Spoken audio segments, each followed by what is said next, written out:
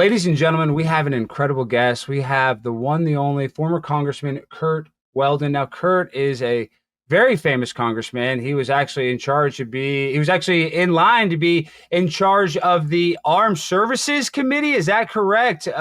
Former Congressman Weldon, welcome to the show. So you were literally going to be in charge of the committee that basically runs the military industrial complex. Is that correct? Yes, after 20 years, I was the vice chairman of both the oversight committee for all of our military and vice chairman of Homeland Security, both senior committees. And there was no doubt I would have been chairman of the Armed Services Committee with unlimited subpoena power. And I had about 180 leaders, military generals, Donald Rumsfeld, John Hamre, Deputy Secretary of Defense under Clinton, all endorsed me in 2000. But in 2001, when I started asking questions about 9/11 and started challenging what was happening to the information that I knew was real, then everything changed. And finally, in 2006, they disrupted my re-election campaign. Well, and then they, basically your opponent that you ran against, all of a sudden you got a bunch of foreign money from California. But a little backstory, people might not realize. So you were in Congress for 20 years from 1987 to 2007. And you were there, at the heart of 9/11 when the Patriot Act got put in. And you were one of the few people that actually spoke out against 9/11 and started asking questions. And you talk, extensively about how the 9/11 Commission report is obviously, just a false report. It has 28 pages redacted. I mean, it is a, farcical story from NIST talking about the, structural integrity of these buildings, just, falling in their own footprint. I'm just saying it's a farcical story. And you were there when this happened and you started to speak out against this because it came out in 2005 and you were still in power. So can you talk about, I guess, how you started to realize that this was all, a phony baloney scam perpetrated Well, it by actually people started in the government? mid-90s. I was on the Cox Commission, which was a congressional commission of 9 members that investigated the allegations of China stealing our technology.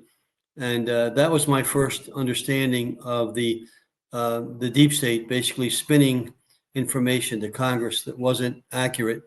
And Well, you caught somebody getting a retroactive pass to sell Absolutely. military information Yeah, the to CEO of China. the CEO of L'Oreal Corporation, Bernie Schwartz, actually transferred stage separation technology to China for their long-range missiles, which they didn't have, and that allows them to attack a country like ours.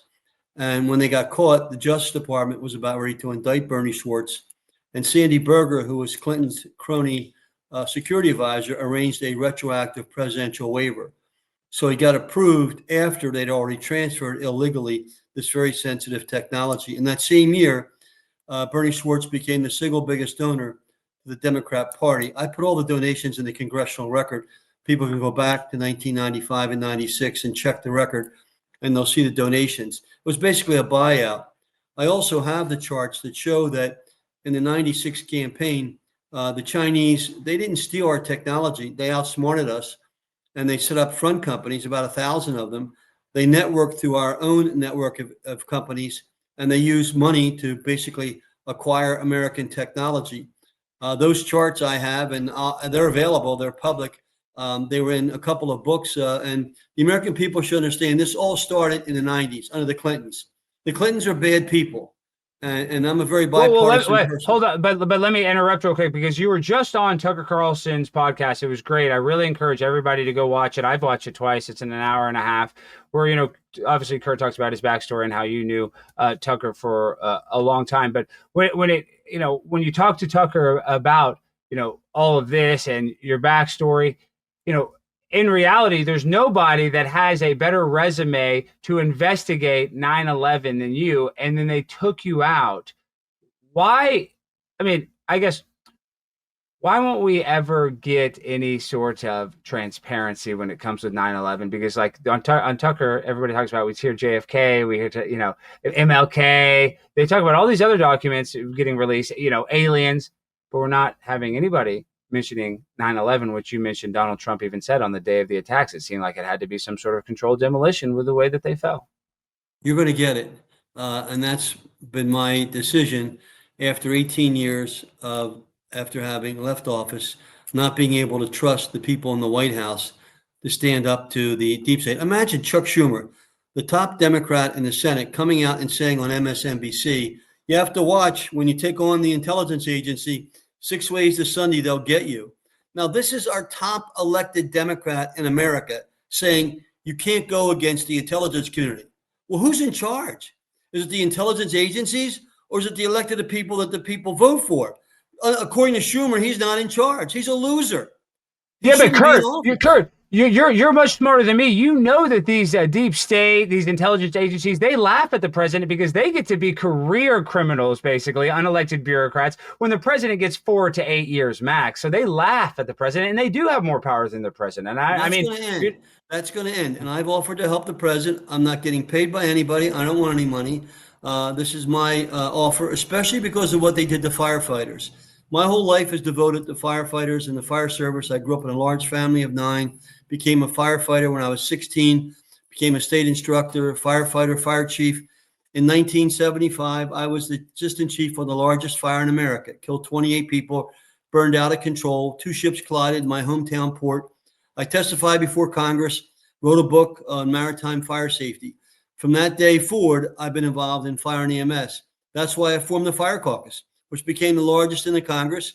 My co-chair, I had 370 members of Congress. My co-chairs were Gore, McCain, Biden. They all jumped on board because I was the point person for the firefighters.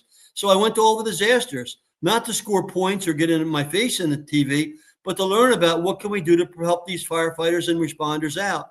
I was at the Trade Center in 93.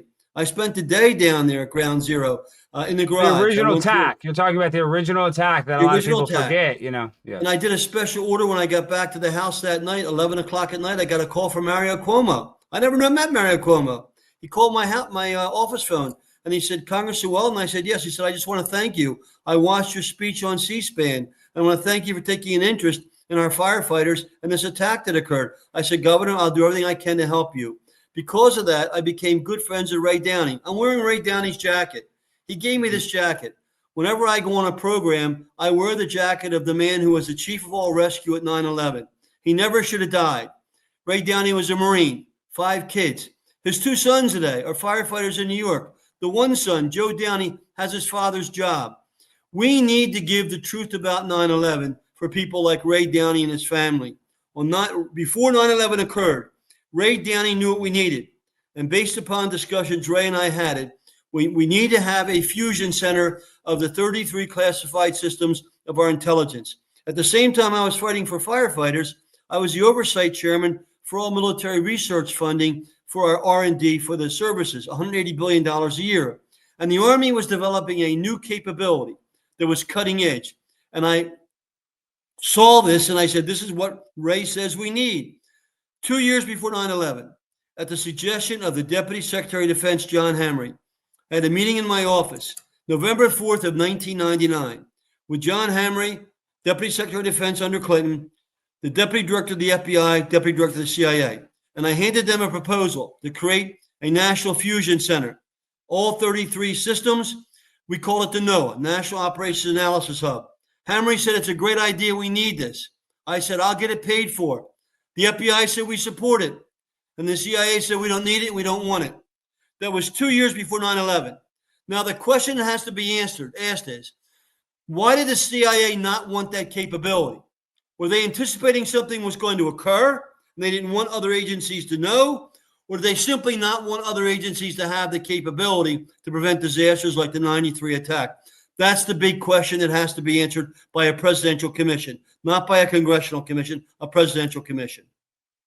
Well, Kurt, I go on a lot of college campuses and, you know, people ask me all about 9/11 and I have a lot of different theories. Some, you know, wilder than others. But one theory that I don't, this is not a theory whatsoever, but you talk about NOAA, you talk about this information sharing, but there's a movie. People can go watch it starring Tom Hanks called Charlie Wilson's War. And it's about, you know, how basically Charlie, Tom Hanks, Charlie Wilson, the congressman, was able to get, funding to fund some Afghani terrorists through, not even basically approved by our government, kind of done in a backdoor, shady way. And they do this and it's comical. The movies, almost like a comedy. But this created the Mujahideen, and the Mujahideen, we gave weapons to fight Russia. And then the Mujahideen became modern day ISIS, modern day Taliban, modern day Al Qaeda, whichever, whatever label you want to put on it. It is the terror cell of Afghani terrorists. So indirectly, if we just want to go with the official story, if we want to go by the book of the 9/11 Commission report, they leave this out.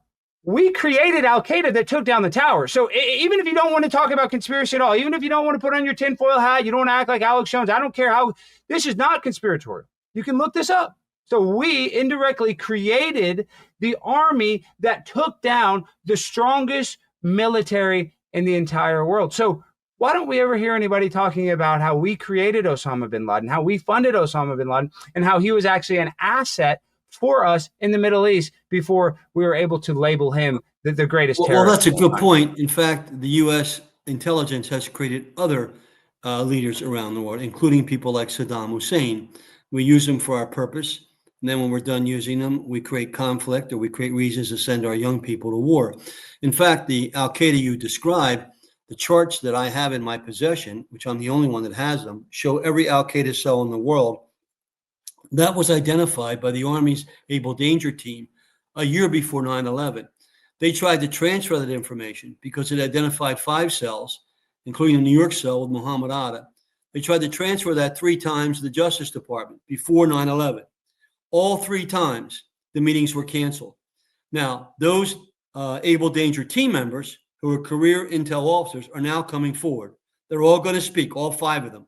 In fact, if you want, I'll get them on your show. In addition, the Justice Department person that was arranging the meeting, she's now going to talk.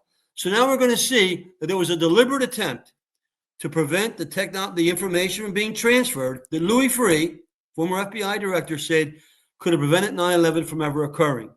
There's a very deep, nasty story here, a story that the deep state and others do not want told. And I'm going to tell you this.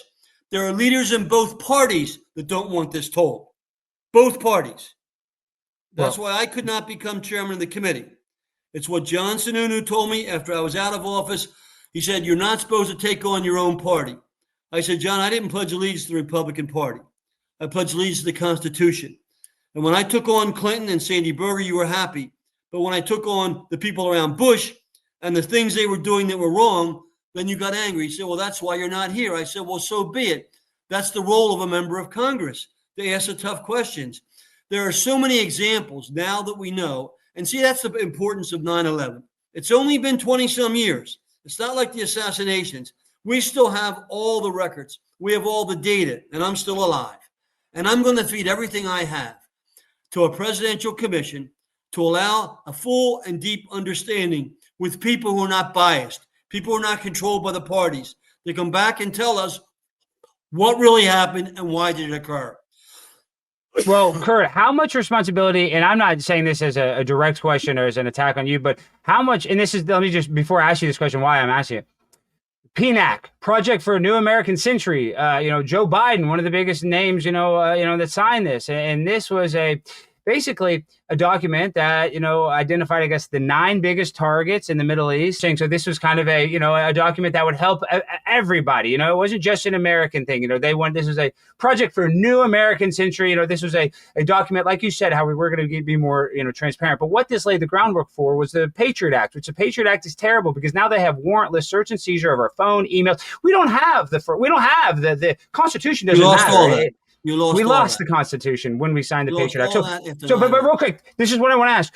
We knew that they needed to get the Patriot Act before 9/11 happened. They have a thing called Operations Northwoods, this was a declassified CIA plan to start a war with Cuba in order to hijack planes, to fake this, do what they call a false flag attack, fly it into a building in Miami to be the pretext to start a war with Cuba. So my point is we have CIA authors written, this is a plan. This seems like a good way to do a false flag event. So we know that they need to get the Patriot Act. We know that they've had this plan to fly planes into buildings. We know that they lied about weapons of mass destruction. So without even getting conspiratorial, how does not every idiot in the world not know that this was all a work and an inside job? And I'm sorry I get passionate like you too, because you just connect these dots. These aren't hard to connect. And when did you connect these dots? And why can't more people connect these easy dots? It's very hard. And when you start to ask these kind of questions, people start to back away. And if you're a career politician and want to get a nice, cushy job when you're out of Congress, or you want to go get a nice job with a defense company, then you don't want to rock the boat. I can say this to you. You know, the current thing now is that this was all done by Saudi Arabia. Now, Saudi Arabia may or may not have played a role, but I'll put this out on your show.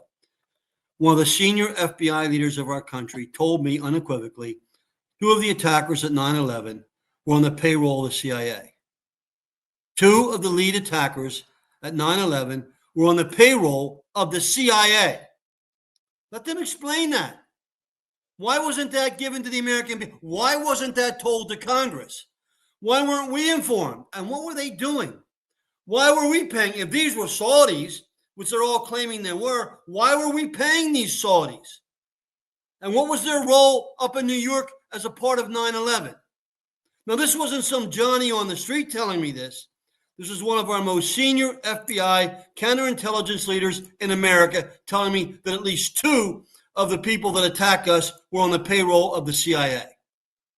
Well, if you look into Muhammad Atta's background, whether you want to call her a liar or not, but one of his, and this guy, they said he was, some religious, Muslim, a fanatic, which wasn't the case because he supposedly had a girlfriend that was a stripper, was a dancer, and they supposedly used cocaine. I know this story sounds crazy, but you can actually hear this woman and the way she describes it. She was very sad in one of the scenes. She talks about how when she broke up with Muhammad Atta, that he went over there and instead of just breaking up with her, he actually killed her cat and cut up the cat and put it all over the house. These are sick people, but my point is, we knew who Muhammad Atta was. He was operating, doing cocaine, working at a private airport. Was he running drugs? We have this thing called the Iran-Contra, where we know that the CIA has traded drugs. We have the poppy fields in Afghanistan. When we talk about, reasons why we want to go to Afghanistan, the Taliban actually wanted to stop growing poppy, but the United States military went and protected the poppy fields in Afghanistan. Make that make sense, Curt? How do you justify having a U.S. soldier outside of a heroin, a growing farm? Well, that's the $64,000 question. You asked me what I did when I realized all this was happening. When 9/11 happened, I was beside myself because I felt responsible because I had let the CIA push me back, but yet I supported what I thought was the Al Qaeda doing the attack until I realized that Bin Laden wasn't in Iran. Wasn't in Afghanistan. While we're sending files. Sorry, I keep cutting you off. When did you know Gaddafi? Because a lot of people don't realize in Libya, Muammar Gaddafi was universally loved by his people. On top of that, in Libya, if you got married, they would give you a free apartment. They argued in Libya, and people think, oh, Libya, they're a bunch of, just throwing rocks at each other. They had some of the best social services, health care. People overwhelmingly, Gaddafi created a dam that gave fresh water to hospitals in inner Africa that he paid for himself. And Hillary Clinton bombed this dam and laughed about it. When did you figure out Gaddafi's not bad? Like, when did you connect these dots and start to realize? I took, what I did, my job was to, following Ronald Reagan, peace through strength, support our military for deterrence, not to send them into war. A strong military deters aggression, but use my influence wherever possible around the world to avoid war. That's why I went to North Korea 3 times. That's why I took all 3 delegations to Libya. Do you know I took Biden to Libya on my second trip when I spoke to the entire country? And do you know when I went to Libya? Let me tell you the story. And this is going to offend somebody in your listening audience, and that's good because I want them to be offended.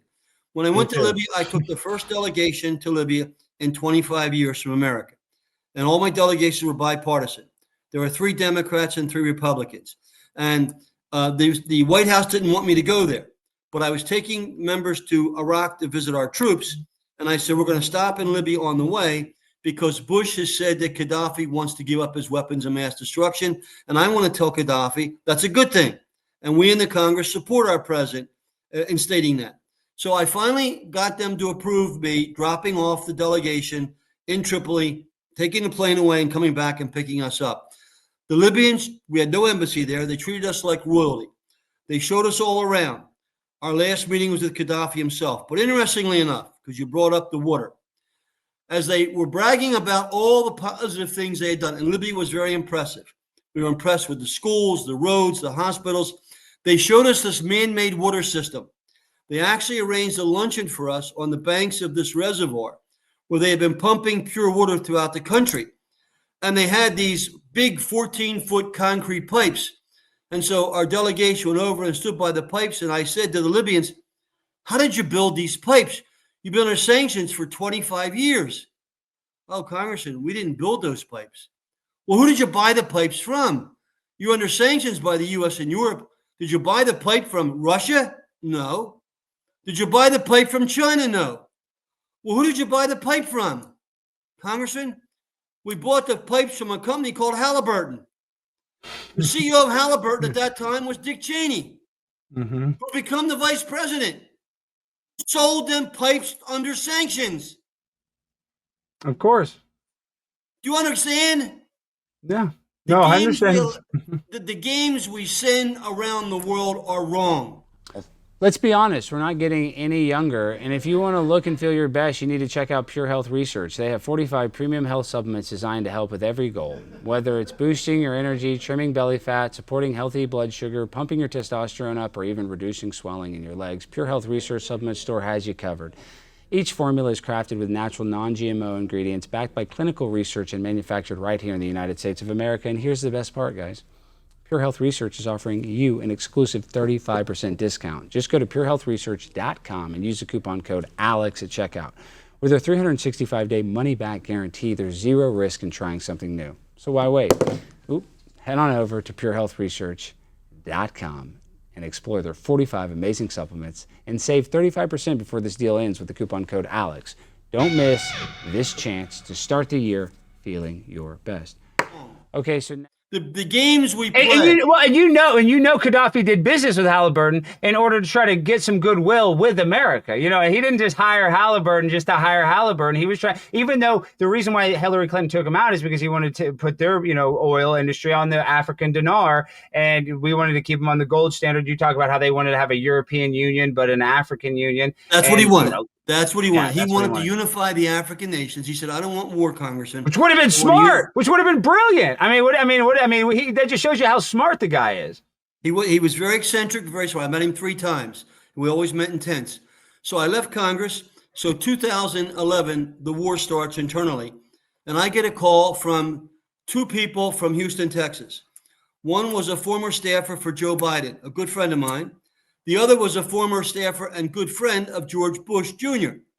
And they said to me, "Curt, Gaddafi wants you to come to Libya." I said, "We're at war. I'm not in Congress now." They said, "No, he's ready to step down." I said, "How do you know this?" Well, Gaddafi's son Saudi is in America. He's been regularly traveling in America, and he came to us, and he said his father wants Congressman Weldon to come to Libya because he's ready to step down. I said, "Well, I don't want to get in the middle of a conflict." I said, "And I don't want any money, but I would like to see the war stop. I don't want to see American kids be sent to Libya to die." So I said, "Let me check with my former staff, and I'm going to tell the agency I'm going to go to Libya." So I told my former staffer, "Tell the CIA I'm taking a delegation to meet Gaddafi," 2011. And I'm doing it to support the president, who at that time, and this is 4 years after. This is 4 years. You've been out of Congress 4 years, just to give it some context. So so you're not even in Congress. I'm not in Congress. So I said, "I don't want any money. I don't want to be paid. Just buy my plane ticket. That's all I want." They actually used frequent flyer miles to take me over, but I said to them, "You're going with me. I'm not going to go to Libya alone." So I took Joe Biden's former staffer. I took George Bush Jr.'s close friend. And because I know how the CIA operates, I brought a film crew from New York. Larry Menti, ABC1, who I had known from Philadelphia. I had him bring a cameraman. We flew to Tunisia. We went down to the border, and Saudi Gaddafi sent a caravan in to pick us up. I wrote an op-ed in the New York Times. I wouldn't let them publish it until I was in Libya because the op-ed said it's time to step down Gaddafi. And I felt if I ran it before I got in there, he might not let us in. So we get into Libya, we send a signal back to the New York Times, run the op-ed, and they did, with the headline, "Time's up Gaddafi." We go into Libya. We stayed at the hotel that they thought I would stay in the Rickshaw. So I said, "No, I don't want to stay there. I want to stay in the hotel right on Green Square, Tahrir Square, not Tahrir Square, Green Square." So we stayed there. When we arrived there, Gaddafi's son Saudi came to the hotel to meet us. We talked to him. He said, "My father's ready to step down, but he wants to step down with dignity." I said, "Well, that's why we're here." The next day, The chief of staff came, Bashir Saleh, the closest man to Gaddafi, came and met with us. He said, Congressman, I can't tell you how happy we are that you're here. The leader's ready to step down, and he's ready to do it but he wants to do it with dignity. They then arranged a meeting for us with Baghdadi Mahmoudi. Baghdadi Mahmoudi was the prime minister. They drove us to the site of we went through Gaddafi's home that we had bombed. They made us look at the home, which we understood. We bombed him back when Ronald Reagan was in his office after the Lockerbie bombing. We went to Baghdadi Mahmoudi. They wouldn't let the cameraman film it. So I told Larry Menti, tell the cameraman to keep the audio on so he can record what's being said while we're meeting with Baghdadi Mahmoudi. Baghdadi Mahmoudi said the leader's ready to step down. I said, I want a letter. I want a letter that I can carry back to Washington. The next day, and that night, listen carefully, that night, Biden's staffer got a phone call on his cell phone in the hotel, and there were no cell phones operating then. This is during the war. It was the White House. Mm-hmm. It was the Biden White House calling Brian Ettinger, saying, are you with Curt? Yes, we're with Curt Weldon. Okay, these are the things he wants you to mention. So the White House was totally aware of what we were doing. This wasn't some lone trip. We're doing it on our own. The next day, the Baghdadi Mahmoudi sent over the letter. The film crew filmed me receiving the letter that was being addressed to Obama and Hillary Clinton. I hand carried that letter back to Tunis and met with our embassy staff in Tunis. I said, this is for the president and this is for the Secretary of State. Gaddafi was ready to step down. He wanted to do it with dignity. The U.S. didn't want that. And how long after did they kill him, or did they have the rebels kill him? It was a matter of months. I was there in probably March. They killed him, I think, sometime in the summer or October. You know, what's got to happen here? There are good people in intelligence. I don't want to come across as being anti-intelligence. There are good people in intelligence, and they should be recognized for the sacrifice they make. But there are scumbags in intelligence.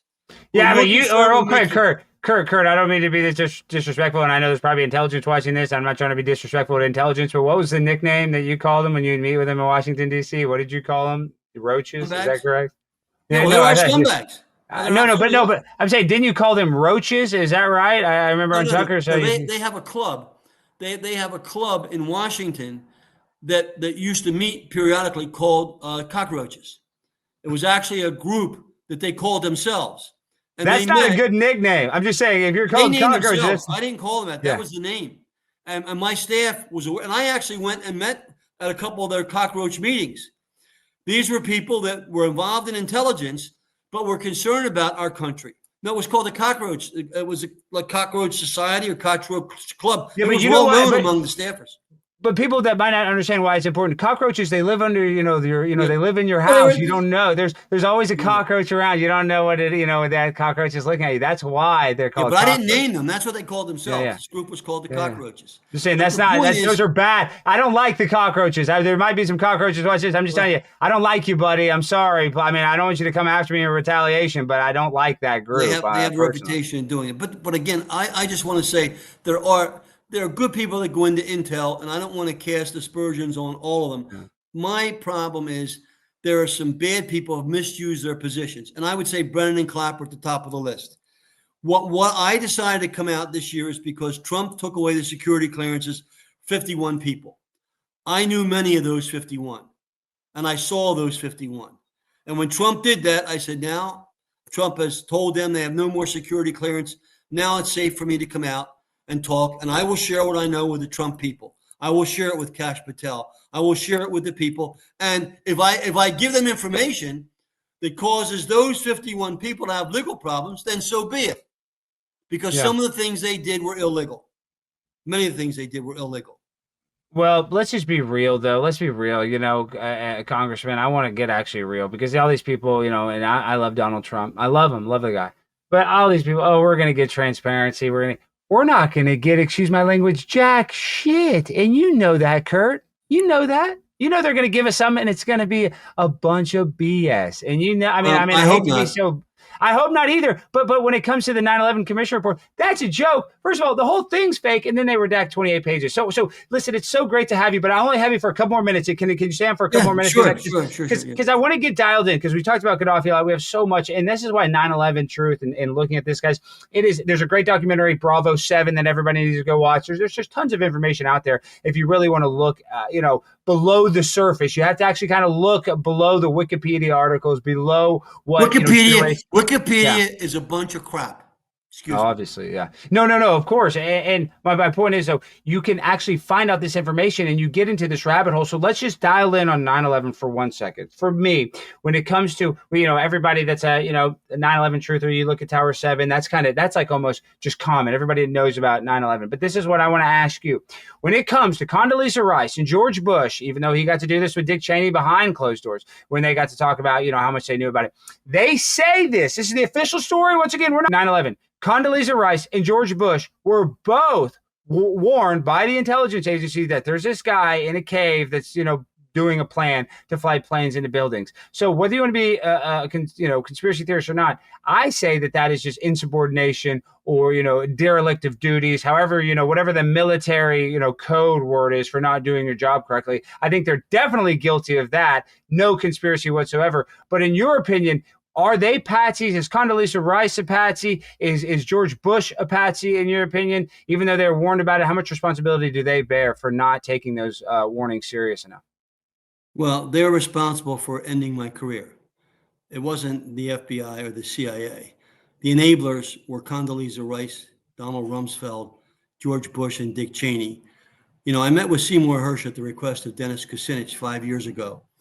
And he used all his sources to investigate what I had. And he came back to me. We met 4 months later. He said, Congressman, I investigated everything you told me, and I verified everything. Brennan Clapper wanted you out. They didn't want you to chair the committee. They went to Mueller and asked him to do a favor. But he said, you have to understand, Congressman, this all occurred in a Republican administration 3 weeks before your election. He said they would never allow a raid of the daughter of the vice chairman of the Defense and Homeland Security Committee without the White House approving it. I said, I know that. He said, so it was approved by the Bush administration. I said, I know that. It was Rice, it was Cheney, it was Rove, and Rumsfeld. Now, I wrote ethics reports up about several of them.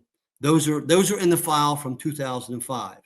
I've never shared them with the public, but I saw the evidence of what was being done, where Condoleezza Rice was doing things that Bush didn't even know about regarding Russia and North Korea. And I witnessed it.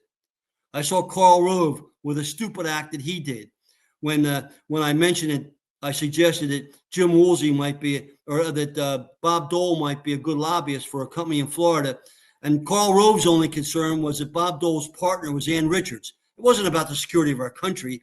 It was Karl Rove's nemesis was going to get a paycheck. Like he cared about our security. It was about his old political foe. And Dick Cheney, I just told you the story about Halliburton. Have you heard the rumor that Karl Rove is a closeted homosexual? Have you ever heard that? Allegedly, have you ever heard that? No, I didn't know. You're a congressman. I never had dealings with Karl Rove. I never dealt with the man, but I did call him that one time, and I called him after they raided my daughter's house, and he said, "You better hire a good lawyer." Karl Rove in the White House told me to hire a good lawyer, and my daughter was never talked to. Imagine now. Are you a father? Yeah, no, what I'm saying, I'm not a father, but it doesn't matter. The fact that they would do that 3 weeks during your campaign, they could wait never 3 weeks. To her. No one ever talked to my daughter. No one. Yeah. Never called her in. And I'm sorry to break it to you. This might sound insensitive. I know you want to make the argument that, obviously your daughter, you want to protect your daughter. But first of all, when you pass away, when I pass away, my family, we're not responsible for our parents' death. I'm saying your daughter's a different person. You know what I mean? Even if your daughter, let's say your daughter was the biggest crook and criminal in the world, the fact they did it 3 weeks like that, that's a target on you. You know what I mean? They're trying to assassinate it's your worse character. Than that. They raid my daughter's house and never talked to her. And then 3 months later, I'm already out of office. We have our annual fire dinner, 2,000 people in Washington at the Hilton with members of Congress, senators. George Bush, the father, does a tribute to me, which I'll show you. It's on the internet.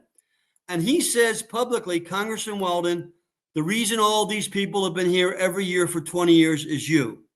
It's the goal of every leader in America to leave a legacy of a nation that's stronger. And you've done that, Congressman Weldon. You've been a traumatic. That's George Bush, the father, saying that after they raided my daughter's house to end my career. Well, it's ridiculous. And real quick before you go, because you talk about this guy, and I get choked up. Like, I hope I don't get choked up right now. I really don't want to, because I'm in front of a former congressman, firefighter. You're obviously a very macho guy. You're not one of these wimps like all these soy boys in this day and age. But I'm trying to make a joke because I get emotional, because a lot of people don't know the story of Oriel Palmer, and about how he was the most fearless firefighter on 9/11.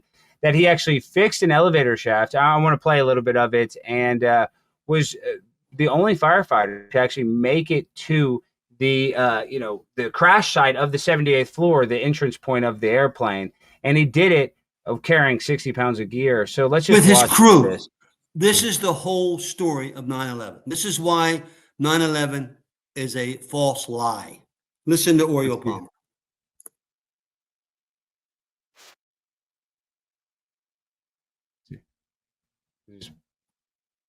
Of course, now I just had it keyed up. To where almost 700 people were struggling to stay alive. And then he started to climb on foot. And because he was a very, very fit man, he was able to make tremendous progress. He had run marathons, he ran half marathons. We're on the 43rd floor. Here's stairway B. What floor should we try to get up to, Oriel? I'm up to 5'5".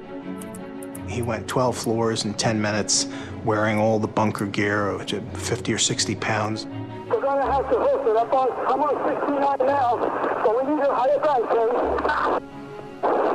These stairway walls have been compromised on 73 and 74. The walls are breached, so be careful. Yeah. When I first heard Oriel's voice on the tapes, you can tell he knows he's in a race against time. Oriel's conserving his oxygen, he's conserving his energy. That's why there's not a lot of chatter on his part on the tape. Six more to go. During his ascent, Palmer discovered that one stairwell, the south, was still intact all the way to the impact zone and beyond.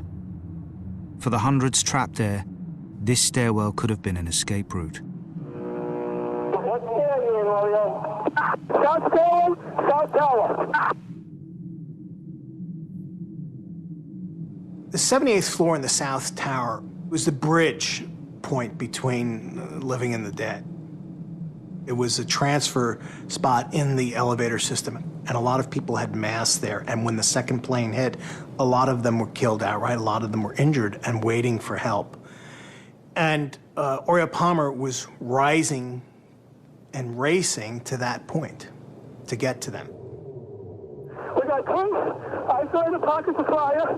We should be able to knock it down with 2 lines. Where you know that? 78th floor, numerous 1045 call runs.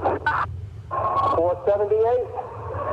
10 4, numerous civilians. We're going to get 2 engines up here. All right, 10 4, we're on our way. And Oriel got up there pretty quick. Anyone who was wounded or dying, to know somebody was able to get up there, they knew there had to be a way out. The people who were there at the point of impact, to have seen him, I can only imagine there must have been some elation or euphoria that's probably undescribable. Maybe. Just to see him and realize there's some hope here, thanks to this guy who just made it up here. There's never been a high-rise building that's come down because of fire. These buildings were built to withstand an airplane. And here you have firefighters make it to the 40th floor on elevator and then walk up 38 floors and report every so many floors and get to the 78th floor with their hose packs, their air packs, all the stuff they're carrying. And he comes out and he says, I'm here. We're here. We got 2 fires and we can handle them. And the building collapses. Every American needs to know that's not real. That's not the way it works. That's not the way it happened. It's bullshit. It is. It is. Oriel Palmer paid the bullshit. price for that. and so did Ray Downey. And so did those other 341 firefighters and those 2,977 innocent people. And we need to know the story, who the scumbags were that made this happen. Do you think George Bush, feels sad for Oriole Palmer? Do you think Dick Cheney feels sad for Oriole Palmer? I think, George Bush, the father, came to my fire dinner. I don't know that George Bush Jr. ever did. I don't know that he ever cared about the firefighters, but it's not even about the words. It's about the actions. If they cared about them, they would devote their lives to finding out why they lost their lives. Yeah. Why 343 innocent firefighters were vaporized, as I tried to do. Why 2,977 innocent people were vaporized, as I tried to do. If you're not going to dedicate yourself as a public official to find those answers out, you don't deserve to be in public office. You don't just brush it aside and say, we can't talk about that. If two of the terrorists were being paid by the CIA, why was the CIA paying them? What were they doing? Well, Kurt, they found two of their terrorist passport, but they didn't find the black box. Okay, well, how about this? Now, like I said, we got to end this interview, but I'd like to have you on again. Okay, now let me get into actually the conspiracy real quick so I can because I talk about 9/11. It's something I'm very passionate about. You can see I'm getting choked up just thinking about Oriole Palmer. I just can't imagine how scary that would be. So that's why I get sad. It makes me scared. But when it comes to how the buildings fell, I think that there was probably some sort of nanothermite. There was probably some, this is why they had irreparable asbestos in these buildings. A lot of people don't realize just to go and fix the asbestos that they had in there, the cancer causing asbestos, because it broke ground in 1969. They wouldn't be able to retroactively fix this. And it wasn't even wired for high speed internet. So they're out there, they have this, literally, football fields on every floor worth of, real estate, but they don't even have it wired for the modern day internet. So this building was totaled, for lack of a better word. It really was. So people don't realize it needed to come down, whether they wanted to do it in as a false flag attack for a pre-context to start a war in the Middle East, or whether it was just going to have to come down because they needed to put a new building like we would do a normal thing in Las Vegas, how they would implode a building in Las Vegas. So for me, towers had to come down. They took the towers down. I think Tower 7 had something to do with the planning and strategy of it, because we know that this was some sort of a bunker or a place where the FBI and, even the mayor, Rudy Giuliani, would have had like a safety command center, and they didn't use it on 9/11. So for me, Mohammed Atta, I don't even believe that they flew the planes, Kurt.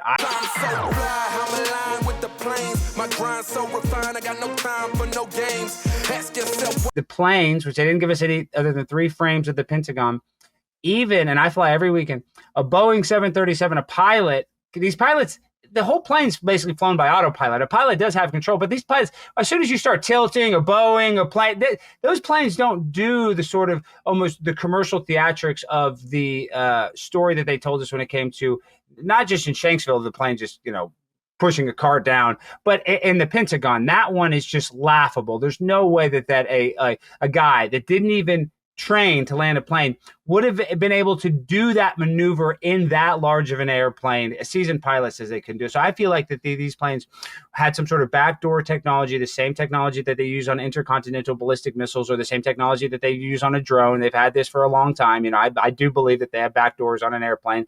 That would make sense that they would have a backdoor on an airplane in case that a pilot gets incapacitated, they have an oxygen issue. It would make sense why they would have a backdoor to an airplane. So my point is, I don't believe that they were capable of flying planes into buildings. I think they purposely flew those planes into buildings in order to start a war in the Middle East. They said that there's weapons of mass destruction. They didn't exist whatsoever, and that they literally just used Operation Northwoods, and that this was, pre-planned by people within our own government and foreign governments. It wasn't just our country, but there was multiple countries that benefited from this terror attack, and that it was 100% a work, 100%, that nothing was real. Everybody was getting worked. Everybody was a patsy from Mohammed Atta down. And I even think George Bush was, a patsy in this whole thing. What we need are more people like you to ask the questions you're asking. Over the past 25 years, 3,000 architects and engineers have risked their careers to come out and say those buildings didn't come down the way they were described. The University of Alaska, reputable engineering unit, challenged NIST and said what NIST did is a joke. It's not a realistic assessment of what occurred. I've had pilots from planes, and one of the pilots on one of the planes was my constituent, Michael Horrocks. We went to the same college. I raised money for his kids' school to build a playground in their father's name. I've had pilots come to me and say, Congressman, those planes didn't go in there piled up by those terrorists. That's not the case. All of that needs to be investigated by an independent commission of integrity. The 9/11 Commission did not do that. The key is the 9/11 Commission was a failure, a cover-up. We need a presidential commission appointed by Donald Trump of people with integrity, people that will not bow down to either political party or bow down to some higher force or money to tell the American people what really occurred. Now is our chance to get that. I think Donald Trump, if we continue to put the pressure on, I think he'll agree to that. And that's up to us to make that happen. It's up to people like you. Well, I hope so, and I'm friends and friendly with Kash Patel, and I know that Kash Patel knows that there are some inconsistencies with the official story of 9/11, and I believe that Donald Trump knows that too. But I just get very hopeless and a little black-pilled, is what they say, because you and I, Kurt, you're much smarter than me. You're a very smart guy, an educator. Well, I'm just saying you're a past educator. I'm not. I'm saying I'm not, but I'm not. I'm a C student. I got a college degree, but I'm not one of these. I'm not book smart. But if an idiot like me can connect these dots and figure out that this is all a gimmick, I would think that the very smart, brilliant politicians that are in charge, that work for Donald Trump, they appointed, this would be so easy to solve. And it would change the trajectory of our country. It would answer so many questions. It would actually be a healing. It would be a therapeutic thing for this country, even though it would be bad. Like, just like sometimes things are bad, but they have to be bad to get better. I don't want to, that now I sound like Rahm Emanuel or Hillary Clinton, but you know what I mean? I'm just saying, I know it would be if Donald Trump is thinking, well, this would divide people, this would be bad. But if we actually got some transparency, it would be so much better, because now this is our problem, Kurt, though, real quick. You and I are fighting against the clock. I'm getting closer to 40 years old. I'm in my late 30s. I'm just saying I'm going to be 40 before I know it. Well, I know, but I'm saying these kids, they don't know. I go to these college campuses, Kurt, they don't give a damn about 9/11. They weren't born during 9/11. The reason why I get so sad about 9/11 too, and the reason why I get all choked up, because I remember my dad taking me out of school, my dad crying. My dad never cried. I mean, unless something really bad happened, family member got hurt or something. And he was crying because I'd never seen my dad not know what's going on. I've never seen it. I remember we were sitting on that TV, and my dad's the boss. My dad's my best friend. I'm saying my dad's a bail bondsman. He's a fearless guy. We deal with criminals on a daily basis. My dad's not scared of anything. He was scared to death. And the responsibility was on the government, the media, to scare us. And they scared us, and they did that job. And so these kids, they didn't feel scared. They didn't see their dad get scared. They didn't see as a kid, I'm scared. I'm going to get blown up. We better go kill these terrorists. So they're not going to be going through that. So they're not going to be as passionate. So we are up against, the clock is ticking, and we got 3 years and 200 days and left in Trump's presidency, roughly, to try to get some transparency, or else we're never going to get it, in my opinion. Well, I don't disagree with you. And what bothers me the most is these firefighters and EMS. They always take the brunt, and they continue to do their work. They don't go out and put up protest signs, and they don't go, screaming, this is unfair to us. They do their job. It's just like you saw in LA with all those devastating wildland fires a few months ago. The female fire chief from LA had the guts to come out on national TV, and she was asked the question, did the city bear any responsibility for cutting resources to your department? And she said, yes, they did. What did the mayor do? She fired the fire chief of LA. She fired the fire chief of LA. The fire chief's gone. Yeah, she didn't fire herself. Yeah, she fired. Yeah. And nobody cares. I care. It's in both parties. And these men and women who risk their lives every day in every city and every town, it's about time that they have somebody speak up for them. And I'm going to do that. If it's the last thing I do, the last breath I take, I will. I'm not some high-powered lobbyist. I'm not working for some big corporation like these other people. I don't want that. I want the answers, and I'm not going to stop. Now, they can silence me, as they've done with several of my friends who work for the agency. One was threatened. One was actually called by a man that wanted to be the head of the CIA. I have the article. He was one of 3 candidates to be the leader of the CIA under Obama. And he telephoned this career CIA officer from Florida who was working with me, John Quirk. And he said to him, "Why are you helping Curt Weldon?" And John Quirk said, "Because Curt Weldon's a patriot." And the man slammed the phone down. That man's a multimillionaire, making his money. And that's wrong. And that's got to end. It does. And you know what's funny? You talk about that. Even a guy, Joe Scarborough, he was in office when you were too, and he had your back originally, said you're an honest guy. He was the first guy to defend me because he was on my committee. When the media jumped all over me, Joe, and I have the article, Joe Scarborough come out with a couple of sleazebag reporters who criticized him, and Joe said Curt Weldon wouldn't do anything wrong. And I tried Could you imagine, real quick, could you imagine Joe had the cojones today to have you on and say, you know what? This 9/11 stuff, because like I said, I keep saying this, it doesn't take a smart person to figure out that something doesn't add up. You know what I mean? It doesn't take that smart of a person to figure this out. Joe Scarborough could do 45 minutes of looking into this to be like, man, these dots are they don't seem to add up to the official story. Well, he should, because again, I've never met Donald Trump. I'm saying Trump. It'd be great if Joe would have you on. Trump, never met him, but what's happened here is wrong, and it's both parties. Both parties have become the leadership in both parties, in the White Houses especially, that I saw, they don't care about what's right. They do things that are beneficial to themselves personally, and that's wrong. Whether it's like John Sununu who said to me, "You can't take on both parties." I said, "Well, John, I didn't come down here to only take on the Democrat Party. That's not what my job was. The job of a congressman is to take on both parties for the people of the country." He said, "Well, that's why you're not in office anymore." I said, "Well, so be it, John. That's life." That's life, and you don't do it for the money, Curt. I know that. I know you talk about that on Tucker shows. You're still grinding. You're still working. I have no secret bank accounts. I'm not like, if you take all the presidents from Clinton on, they went in office with no money, and they all came away worth tens of millions of dollars. That's not me. Oh, okay, last thing though, Bill Clinton, Hillary Clinton, I think they're evil. I think they're really, really bad people. And I know you did speak a little bit on Hillary. Well, what are the Clintons? You blame them more for laying the groundwork for 9/11. So who is? That's the last question.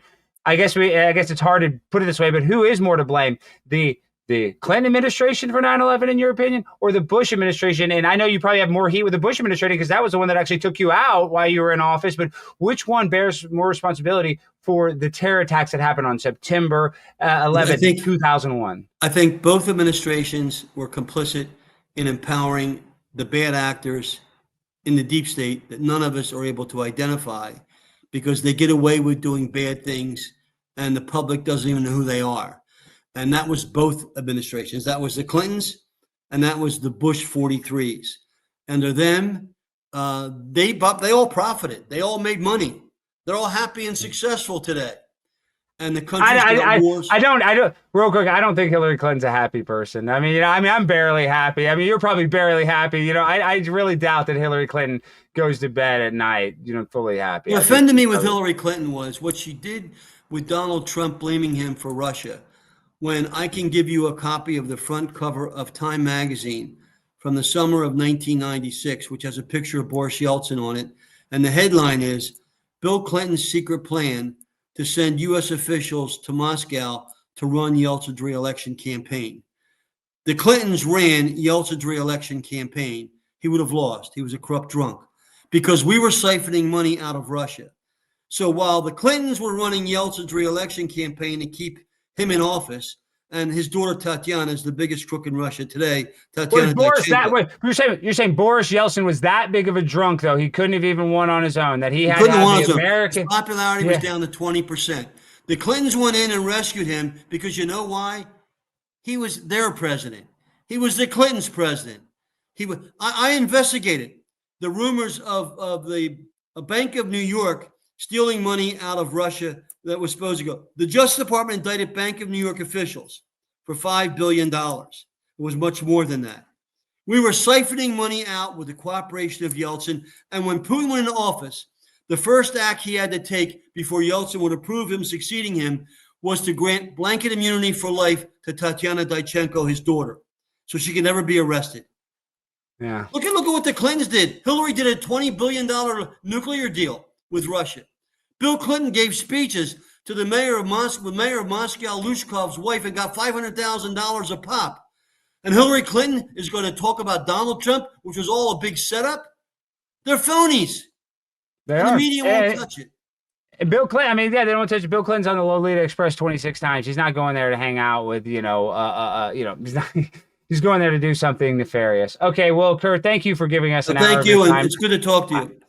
And I'd love to talk to you again, in the future when you start, really getting some headway. And I'm going to do everything I can. Like I said, I know you are too, but we got to get this to cash. We got to get this to the Trump administration. But keep pushing. I'm not going to hold my breath. Presidential commission on 9/11. That's what we need.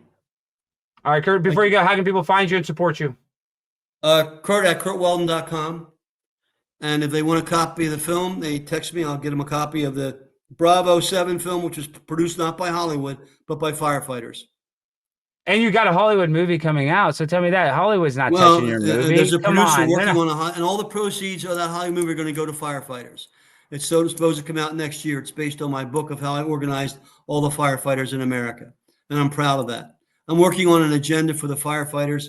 That's been my whole focus. I don't get paid for it, but I've got investors lined up, 7 task forces that'll benefit every firefighter. Firefighters are 98% supported. There are 53,000 stations managed by 30,000 fire departments. They're in every town, every village, every city. They run the country. They don't complain. They don't do protests in the streets. They don't go out and beg. And they take the bad things, like the chief of LA when she was fired, like the firefighters in New York that were killed. It's about time we recognize them. They're the real American heroes. And you know what? And next year, we celebrate America's 250th anniversary. Next year is the 290th anniversary of the first fire company in America. Started by Ben Franklin in Philadelphia in 1736. Union Hose Volunteer Fire Company. It didn't take a government to form a fire company. People came together to protect each other. Ben Franklin knew 40 years before America was a nation, we had the first fire company.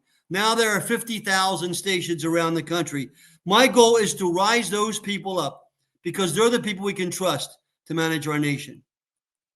Well, I know you're a moderate conservative, so you're probably not going to give a hot take on this one, but is it fair that the female firefighters have a lesser standard in the standardized tests at the fire academy? Is that fair in your opinion? Not that I know of. I mean, I've never looked at that, but do they not? I think in the police academy, I know that the standards of the physical fitness is lower. Is that fair? There were for years when I first got involved, there weren't a lot of female firefighters. They were involved, but not as actual fire. Now they're all over the place, and there's actually. Is that good? Is that better? Because I haven't seen anything negative. I mean, okay, good. And I'm not trying. I mean, I'm just saying. Well, this is the thing. Well, we get cute. I get, Alex, you're a chauvinist, you're this and that. And Curt, I'm not trying to say this to be insensitive, but when my house is on fire, I don't care if they're transgender. I don't care what they're. I want them to put out the fire. You know what I mean?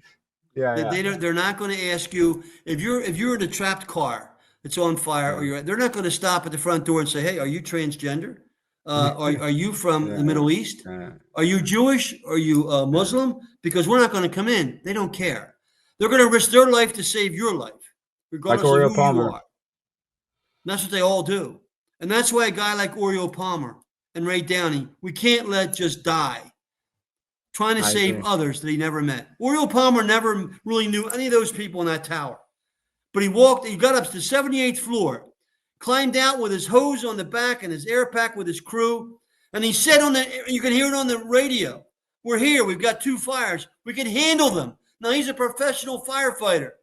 We can handle them. He found a staircase. I'm saying he found a way out. I mean, it's black smoke, and people don't realize. We think it's just, this is a scary environment. It's hot. And going up, walking up 1 flight of stairs, you're out of breath.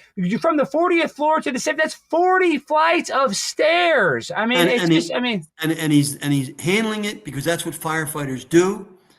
And he says, "I can handle this." And a minute later, the building collapses. Let me say this to you. As a firefighter, as a fire chief, as someone who worked 18 years for the largest insurance company in America, training fire professional people, that's not real. That's not reality. I don't care what NIST says. That's not reality. And that's not what happened. Yeah. Oriole Palmer's family needs to know why their father died. Ray Downey's family, and they're friends of mine. I brought Ray Downey's widow and 5 kids to my district 1 month after 9/11. I sent a luxury bus up to Long Island, New York, 1 month after 9/11 to bring Ray Downey's widow and 5 kids down to my district. We had 50,000 people come out for a parade to honor Ray as an American hero, because that's what Ray was and is. We need to understand these people. You know, the heroes in our country are not in Washington, and they're not in the I agree. ballparks. That's the last place they're in Washington. They're I in mean, our neighborhoods. And they're people that do what they do because it's the right thing. And that's what drives me. And that's what you're talking about. And I applaud you for that. Thank you. Well, thank you, Curt. Thank you, Congressman. Have a good afternoon. Everybody go support Curt Weldon and be on the lookout for some actual transparency when it comes to 9/11. Let's all put that good energy out there. Thank you, Curt. Thank you. I want to take a moment to talk about where we are right now, because let's be honest, conservatives are winning. The movement is gaining ground. People are waking up. The narrative is cracking, and the momentum is finally shifting. But the fight's not over. Not even close, and that's why Blaze TV exists, because in a world full of noise, we need a stronghold for bold voices, free thinkers, and fearless commentary that helps make sense of the chaos.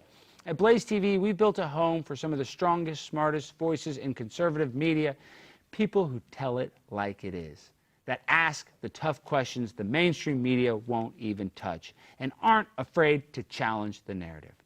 When you subscribe to Blaze TV, you're not just watching content, you're supporting a movement, you're backing creators who think for themselves, speak boldly, and refuse to be silenced by big tech or corporate media. You're supporting investigative journalism that exposes corruption and original documentaries that shine a light on the deep state. It's everything the networks won't show you, delivered on your terms, on any device, anytime. And right now, you can try Blaze TV for just 99 cents for your first 30 days when you use the promo code PRIMETIME99 at checkout. That's an entire month of uncensored insanity for less than $1. So if you're ready to keep winning, shop your values and make sure we don't lose the ground we've gained. Go to blazetv.com/Alex and subscribe today. That's blazetv.com/Alex. Promo code PRIMETIME99. Try Blaze TV for only 99 cents. Blaze TV, unfiltered, unafraid, on demand. Okay, how was that? Was that a good ad read, do you think, Rudy? I think it was pretty good. I hope we sold some. Jimmy, did you think anybody signed up? Do we have any numbers yet? Did anybody sign up? Yep, we just got 2. Morgan posted about it. Oh, thank you. We got 2 signups. That was quick. We'll take it. We'll take it. And we do have to plug Nicole's show real quick. And then Oh, we're good. yes, guys. I also want to take another moment to share some big news at Blaze TV. We're excited to officially welcome the one, the only, Nicole Shanahan and her show back to the people, to the Blaze family. Nicole's a Silicon Valley attorney, entrepreneur, and advocate who spent years fighting for transparency, freedom, and real change. She's a major voice in the Maha movement and worked alongside Robert F. Kennedy Jr. to push for a government that actually works for the people, not just the elites. But Nicole's journey doesn't stop there. After years in the tech world, she experienced a powerful personal transformation that led her to rediscover a deep connection to her faith. That new perspective shapes everything she's doing now. On her brand new Blaze TV show, Back to the People, Nicole digs into the conversations that mainstream media ignores. She brings together experts, activists, and everyday people to tackle tough issues, share untold stories, and find real solutions rooted in truth and humanity. It's all about bridging gaps, fostering real understanding, and helping you connect with the world in a deeper, more meaningful way. You can get a sneak peek of Nicole before she hits Blaze TV on her YouTube at Nicole Shanahan. That's youtube.com/Nicole-Shanahan, or just type her name in the search. Welcome to Blaze TV, Nicole. We're so excited to have you.